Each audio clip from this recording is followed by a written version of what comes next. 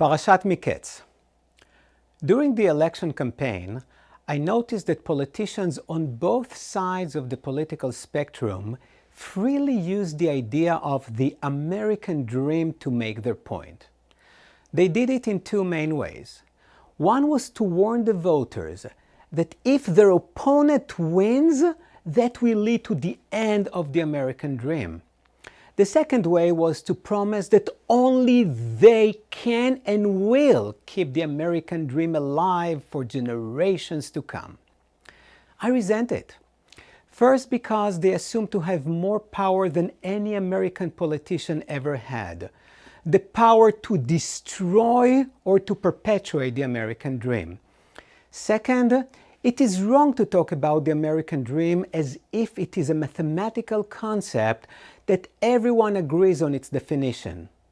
Every American has her or his own dream for their country as well as for themselves as citizens.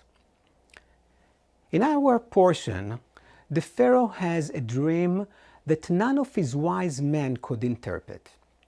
When his butler hears of the conundrum, he recalled that when he was in prison, he met a young Hebrew man named Joseph who correctly interpreted his and the other inmates' dreams.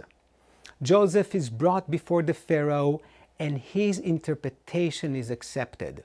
Even more so, the mighty ruler asked the wretched prisoner for a plan with which to respond to the vision that had been just revealed to him in the dream.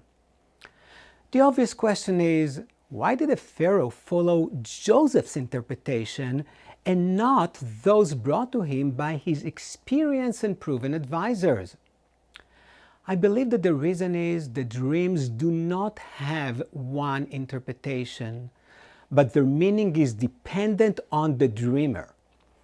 Joseph had the rare gift to match the right interpretation with the specific dreamer and to choose the correct course of action needed to fulfill the message of the dream.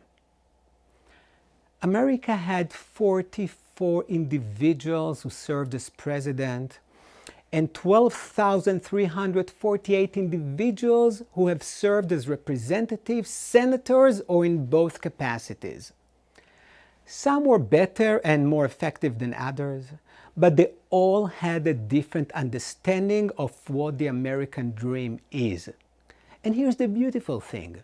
Despite their individual interpretations, collectively, they kept propelling America to become the best nation in the history of the world, and this trajectory will not change. Shabbat Shalom.